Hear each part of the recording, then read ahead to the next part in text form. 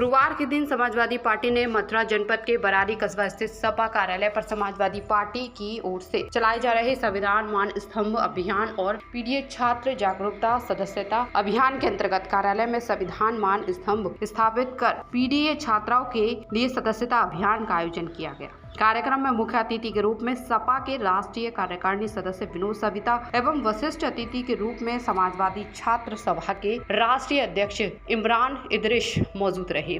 सपा के राष्ट्रीय कार्यकारिणी सदस्य विनोद सविता ने कहा कि भाजपा सरकार संविधान व आरक्षण पर लगातार कुठारघात कर रही है, जिसका शिक्षक भर्ती में आरक्षण की अनदेखी उदाहरण है।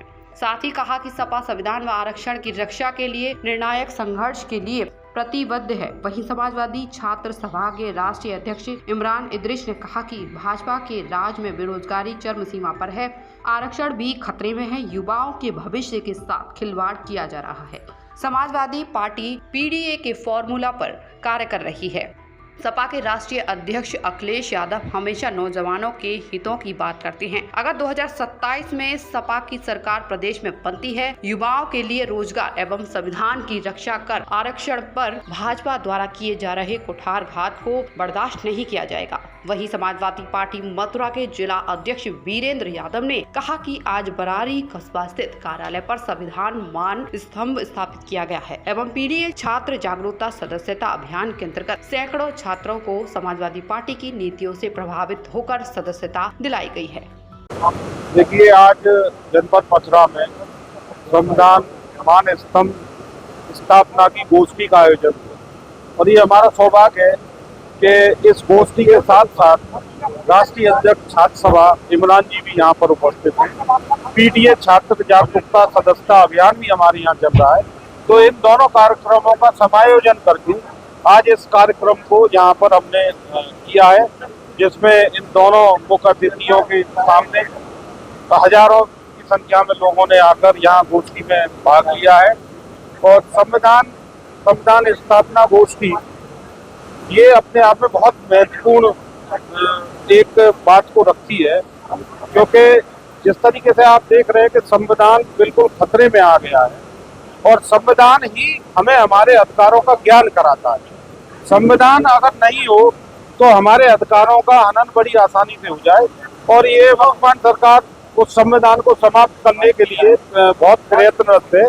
तो हमारे राष्ट्रीय अध्यक्ष श्री अखिलेश यादव जी ने इस पहल को उठाया है और ये बीड़ा उठाया है कि चाहे कुछ भी हो जाए, जब तक समाजवादी पार्टी के कार्यकर्ता जिंदा है तब तक संविधान को खत्म करना तो दूर, हम उसको उंगली भी नहीं लगाने देंगे। उसी के तहत इस कार्यक्रम का ये आयोजन हुआ है और बड़ा सफल आयोजन हुआ है। लोगों का ऐसा एक अब सोचने पर लोग मजबूर थोड़ा हो जाते हैं कि जैसे इलेक्शन आता है तो बीजेपी कहती है कि हिंदू खतरे में है। अब 27 की तैयारी है तो अब समाजवादी की तरफ से कह रहे हैं कि संविधान खतरे में है। क्या लगता है बीजेपी खतरे में है? नहीं, देखिए, जनता किस चीज पर विश्वास? लोकसभा के चुनाव में जनता ने ये बता दिया कि भारतीय जनता पार्टी अब बहुत खतरे में है। और एक और बात मैं आपसे कहना चाहता हूँ, अयोध्या हुई हमारी है, मथुरा और काशी की बारी।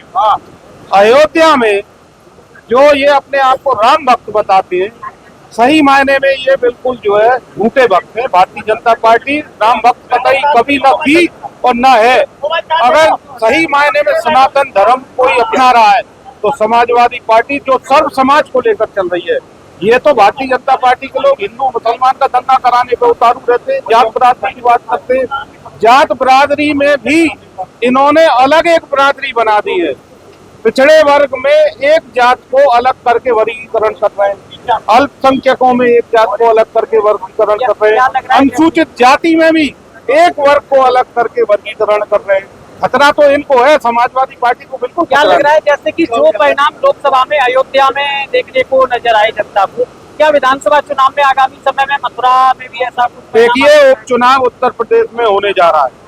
10 विधानसभा सीटों पे उपचुनाव है और आप यकीन मानिए समाजवादी पार्टी 10 की 10 सीटें जीतने जा रही है। भारतीय जनता पार्टी बहुत ही डिप्रेशन में आ गई है।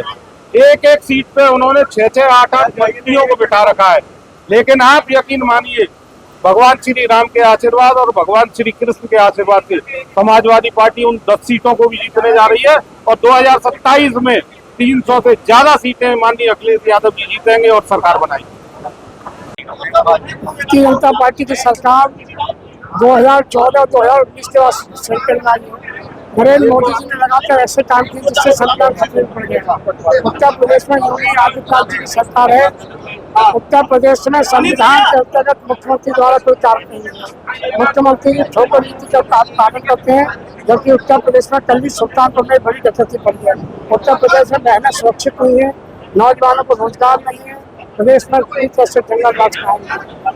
हमारी बहनें लगातार आत्महत्या करती हैं। फरुखाबाद में 2 बहनों में अभी उनका प्रकरण सुलझा नहीं है, उसकी जांच होना चाहिए। उत्तर प्रदेश में कानून व्यवस्था पूरी तरह से भंग है। समाजवादी पार्टी के राष्ट्रीय अध्यक्ष माननीय श्री अखिलेश यादव जी के निर्देश पर हम लोग पूरे उत्तर प्रदेश में इस अभियान को चलाएंगे और जिस तरह माननीय श्री अखिलेश यादव जी के नेतृत्व में उत्तर प्रदेश में काम हो रहा है, जो लोकसभा 24 आया है, उसको देखते हुए भारतीय जनता पार्टी घबराई हुई है। देश के प्रधानमंत्री, गृह मंत्री घबराए हुए हैं और मुझे भरोसा है उत्तर प्रदेश की जनता पर, मथुरा की जनता पर कि आने वाले 2027 में समाजवादी पार्टी सरकार बनेगी। मथुरा में अभी तक भारतीय जनता पार्टी की 2017 के बाद जो सरकार बनी है, एक भी विकास कार्य नहीं हुआ। केवल मुख्यमंत्री दिखावा करते हैं।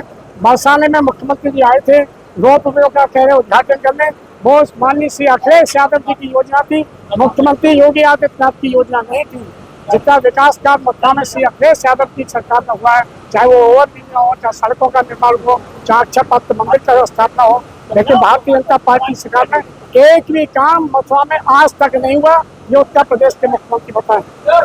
डिफेंस कॉरिडोर के नाम पर तमाम मीटिंगें लखनऊ में हुई, तमाम करोड़ों रुपए का बजट चला गया, लेकिन एक भी यूनिट उत्तर प्रदेश में नहीं लगी। देश के प्रधानमंत्री, गृह मंत्री के लेकर देश के व्यापारी उद्योगपति आए।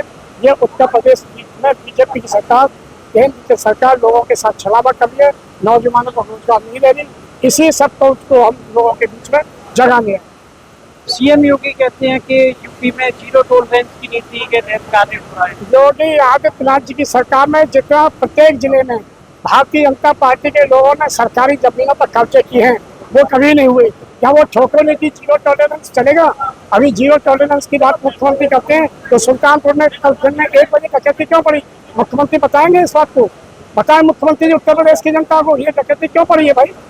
5 करोड़ की डकैती एक दिन में, और कितनी डकैतियां पड़ चुकी हैं उत्तर प्रदेश में, कितनी घटना हुई है, हत्याओं की घटना कितनी है, मुख्यमंत्री जी बताएं।